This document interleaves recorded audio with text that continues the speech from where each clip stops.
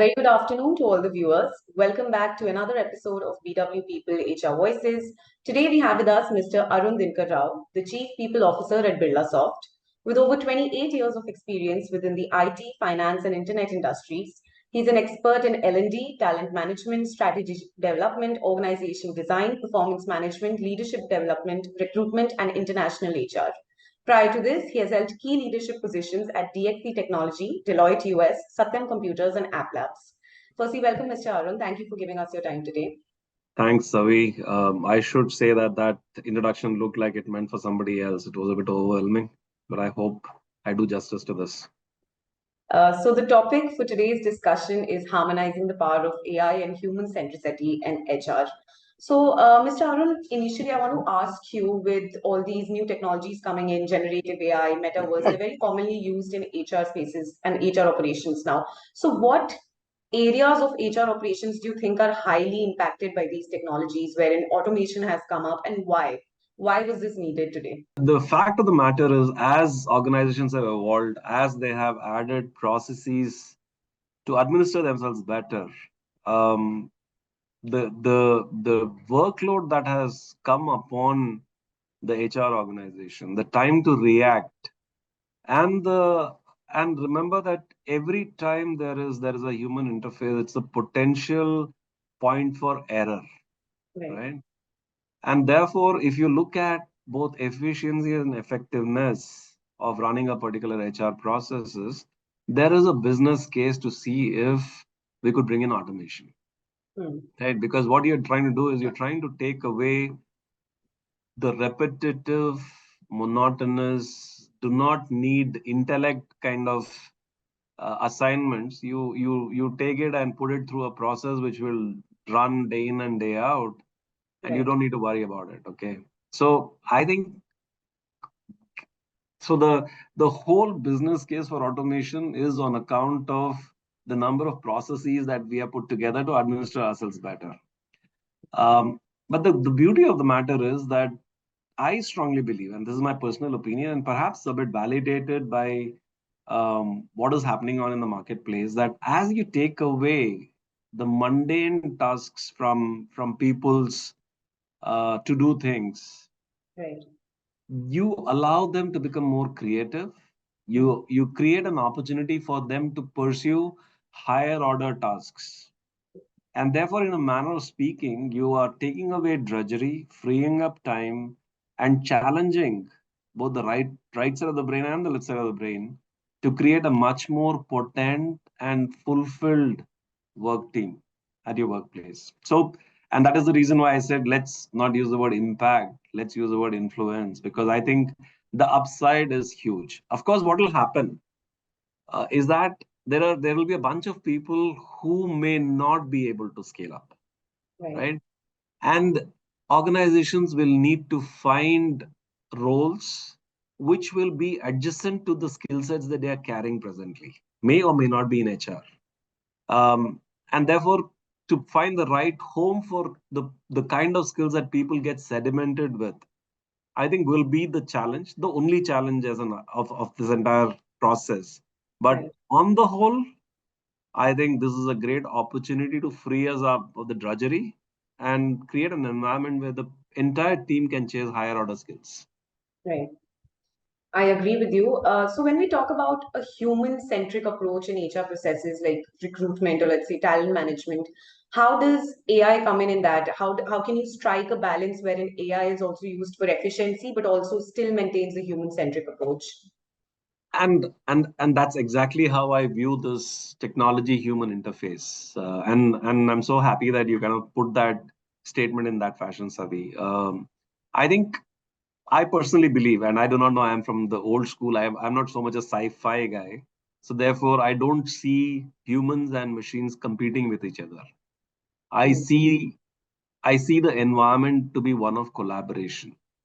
So therefore, whatever I can carve out as an automated process, right? Out of my entire process flow, and I assign it to, for our conversation, we'll use the word bot. Okay. I assign it to a bot the bot does the repetitive task, engages with the audience, the intended audience, collects all the information, puts it at various places through whatever programs we write, thus allowing me to kind of step in at a time when the mundane part of data capture and data feed has happened. Right. And then I come in and then I pick up stuff from there and I build a layer on top of that where actually I use my individual skills, my own relationship building skills, my own communication capabilities to engage with the intended audience and take the task to fruition. Right. Again, in that part of the process also, there could be small bits and pieces where I might use technology. I might use AI to do analytics, to do predictive analytics, to kind of steer me in the right direction instead of me spray bulleting my environment. I could use technology to help me focus on where I need to act on. But ultimately, it is like I control the course of the vehicle. I can use technology to help me navigate. I Right. could use cruise control to manage the speed, but it is I who's keeping an eye out for various kind of disturbances that might be on the road, right? But Yeah. I own the navigation ultimately. Right. That's how I see the human machine interface, and especially if you take recruitment for instance. I'm just speaking of one particular sub process. Today, a recruiter, if you talk to a recruiter, the amount of time that the recruiter would actually talk to the candidate, talk to the manager, and influence the candidate, sell the role to the candidate, help on the closure of the offer and stuff like that, perhaps is less than 20% of the entire time he spends on fulfilling a particular role. And therefore, we oftentimes are critical of recruiter productivity and stuff like that, because that's that one metric that we ultimately look for at the end, right? How Mm. many guys did he bring on board? Mm. Without realizing the fact that my own processes have made sure that out of 160 hours in a month, the guy is spending 120 hours on something that some small bot could have done for him. Right. So the minute I bring the bot into play and the bot manages the low order stuff in terms of picking up the elementary information, managing the scheduling and stuff like that, including uploading of the candidate information into whatever is your system of records, it frees up my time as a recruiter to focus totally on candidate and manager interfaces. Helps me use my actual skills, which are selling. Right. Right. Today, that's a very small part of it. Actually, today I'm more a coordinator than a seller. Mm. And if I'm able to use bots and whatever level of automation the organization has intelligently, I can free up close to about another 50 odd percent of my time to Mm. do at least thrice the amount of productive output that I do today. Right. That's how this interplay can actually help organizations. You've given a great overview of the advantages of AI, but challenges also do come along with AI. One of the greatest challenge being that cybercrime, cyber threats are increasing in India. So, what steps can an organization take to ensure the data privacy of sensitive employee data? How can these guidelines be communicated effectively to the employees of the organization to use AI ethically? How can this be done? What are your views? No, I think I would kind of differentiate between the two things that you said, Savi, right now. One is the ethical use of AI, Hmm. and that's such a valid concern today. It's not. I look at that ethical angle of AI not only in terms of managing employee records, but actually how people discharge their own roles which are client facing and stuff like that. So I think any organization today which is believing that AI is going to play a role, and I think that should be 100% of organizations. Honestly, I don't think there's any escaping that anymore. I think it is important for organizations to invest enough time in terms of educating their people. Right. I think the do's and don'ts of integrating AI into people's ways of working needs to be very clearly called out. Hmm. Then organizations need to build a culture around ethical use of AI, which basically means that there has to be positive as well as negative reinforcements. And in my mind, the negative reinforcements should be zero tolerance based. Right. Okay, and over a period of time, I'm thinking that organizations will be able to build in this culture. There will be one or two, uh, for the want of a better word, I will say mavericks, Mm. who might try to breach the protective layers that you have kind of created for yourself. But I think we should be willing to take that risk, because majority of the times I've seen people understand Mm. the risk that they're putting themselves and the organization into by using stuff unethically. So Right. it's about helping people understand the upside of using things like generative AI, but also, like I said, very clearly calling out the do's and don'ts. Coming back to that other thing that you said about data privacy and all that, I think that's a problem in itself. Mm. It is very, very important for organizations, and that is true irrespective of whether AI is there or not, Mm. honestly, because your infrastructure landscape, the what you have created as a surface, which has various nodes of technology for your organization, it's becoming so vast that people do not realize the kind of how they are exposing themselves to vulnerabilities, Right. right? And therefore, it is extremely important that we need to manage this at two levels. One, you need to have a technology, and that function in organizations is called the CISO, right? Chief Information Security Officer. I think it's extremely important that that function is very strong. Enough Right. proactive investments are made in that space, so that you preempt the risk of losing data, becoming vulnerable to a cyber attack. The other thing is that, and it is more so in view of the fact that India has also adopted a very, very, very, very strict set of guidelines as far as data privacy is concerned. Hitherto, we would wonder that only GDPR was the toughest of them. Mm. But now I think our set of guidelines are equally tough in a manner of speaking. I think, therefore, educating people about the set of guidelines, setting internal protocols that mirror what is required in that, which means, we need to have very clear guidelines of how much time do you retain data, when do you retire data, how do you kill data, what the and data should be used on a strictly need to know basis. Mm. Right now, I think it's a free for all. Anybody can download any information and play around with it, do pivots, and send it to some 20 other people. I think it is very important for organizations to bring in a sense of discipline in data usage and mining. And finally, I think, like I said, who accesses what information, and keep it on a strictly must need to do basis, I think will be one of the first safeguards that organization will need to do.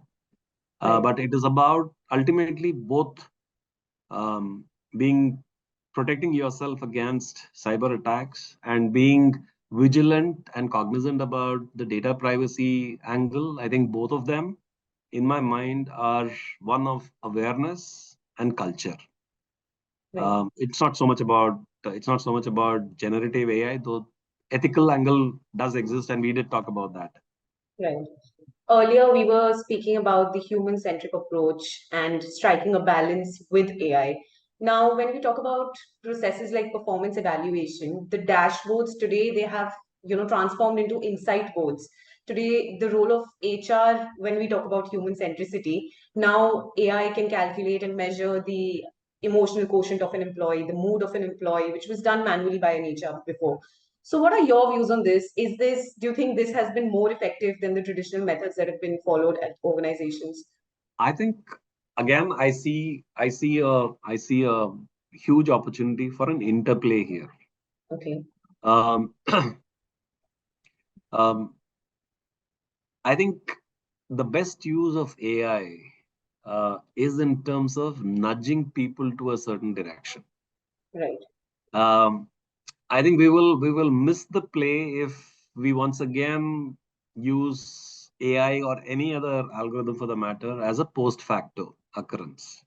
I think the beauty of AI and machine learning lies in the fact that, depending on what is transpiring and how your data set is actually getting together, you can move people in a certain direction. So let's Right. say you talked about performance management, right? I think the insights that you talked of, right? If I had to use AI intelligently, and if I had the right kind of performance metrics, then you could actually create a dashboard where an employee can understand where he or she is today, and Okay. depending on what the trend is right now, depending on past, whatever you feed in the ML programming, it'll be able to tell you a sense of direction as to where are you heading vis-a-vis your goal. Hmm. Like today, what was happening was manager most of the time will do a feedback session. Hmm. You kind of messed up this, you did not do this, this was very good. Everything that happened in the past. And some of the good managers will say, this is, you should probably do something like this in the future. But Right. honestly, in my level, years of experience, I've seen very few managers capable of having that feed forward discussion. Hmm. Whereas you could actually tap into AI to enable a feed forward discussion. It could Okay. actually predict for you with some level of correctness. Now it'll learn by itself. That's the beauty of the ML algorithms, right? If you create a potent data set and if you allow it to kind of acquire feedback and keep giving it feedback, it will ultimately hit 95, 98% accuracy. And therefore you will be in a position to give your employees the right alerts in time so that they actually improve their performance. So you will not have surprises at the year end. Right. So That's where you real-time will monitoring has become very could important. become. Yeah, it's been set in place. I would Hmm. say even today, there would be quite a bit of human play there, but I think we can take away the monitoring and creating that insights. We could use technology to do that, but I think communicating that, Hmm. managing the emotional angle of it, making sure that the employee doesn't feel threatened, Right. at least as of now and in the foreseeable future. I think there's a human play there. Right. So that's why I believe that there's a huge possibility of collaboration between what technology can offer to us and how we use the technology to deliver the intended outcome for ourselves. Right. So speaking along the lines of performance evaluation, I'll also add resume screening to this. In processes like these, sometimes there are biases in AI algorithms. I want to understand for all the viewers as well, what are these biases? Why do these occur? And how can they be mitigated in the process? I think, see, what happens is ultimately these are pieces of code, right, that people write, and Hmm. these are and when a programmer writes these, there's a business logic that supports it, and the Right. business logic is given by people like you and me, Hmm. right? So whatever biases we have in the first version of the program, those biases are likely to creep in because Right. the person who's actually building an AI algorithm using machine language programming and stuff like that is going to translate what you feed him into machine language, right? That's what it'll happen. But where where you can actually play the correct game is that the kind of feedback that you give, the initial results that come out. Okay, so basically you should remember that AI and ML programming is very iterative. Right. So you feed in a certain set of data, it will throw you a set of output based on whatever algorithms you've written. Hmm. Now you will feedback to the program whether it meets it's true or not through Hmm. actual occurrences and stuff like that. So the more you feedback, the more effectively you feedback and use your technology experts to keep tweaking the algorithms that are lying underneath your outputs, you will be able to take away as much of unintended biases Right. as possible. Right. But if and I really don't know, and I can't comment to this, but if the biases are intended, Hmm.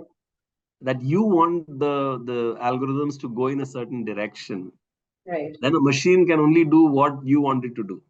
Hmm. Yeah, whether it is the initial rushes coming out of the first state of programming or after subsequent iterations, it delivers an output. If you want it to go in a certain direction, it will go in that direction. So Right. therefore, I think the best way to do it is that do not make it a slave of one person. Hmm. So it's best for you to ensure that when you're setting an intended direction for an algorithm such as this, have the best of your minds collaborate Yes. and create the business logic for that. so that you have intended. So the more you rely on one person, the more likelier his or her bias will seep into the entire data, whatever way you're modeling it. But if you have a group of people who come together, it's highly unlikely that all of them will be so biased that they will take it totally astray. In such Right. a scenario, we will assume that certain strong biases will neutralize each other, and you will get a desired for kind of an algorithm, right? So I think the best way to do it is at the time of defining your logic, your algorithms, and at the time of defining your data structure that you will need. I think have the best of your minds collaborate Hmm. so that they nullify each other's biases, and you get directionally what you wanted, as close to where you want to be as possible.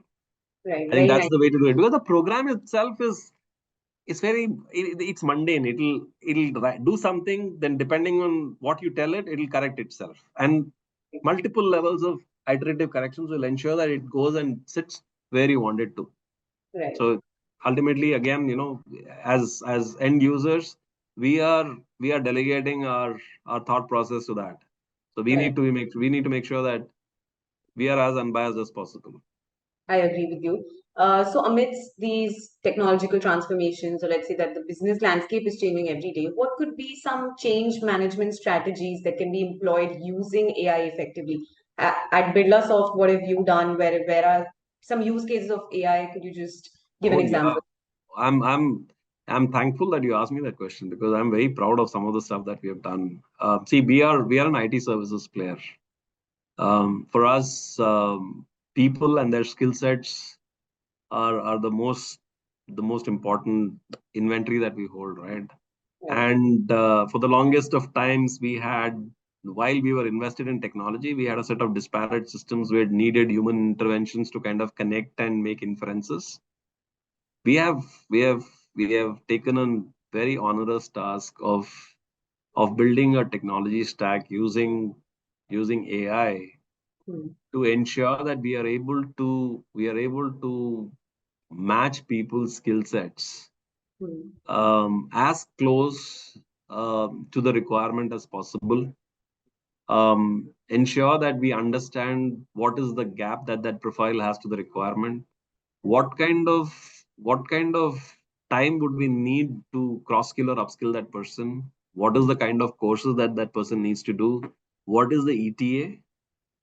We have been able to kind of weave this entire story together, and Hmm. we are in the process of implementing that, which Right. basically means that starting from understanding the demand to finding a potential match to making sure that the match becomes as close to the demand as possible with a defined time frame, and making that person available to business at that point in time, we would have created a seamless flow of intelligence, not only data and information.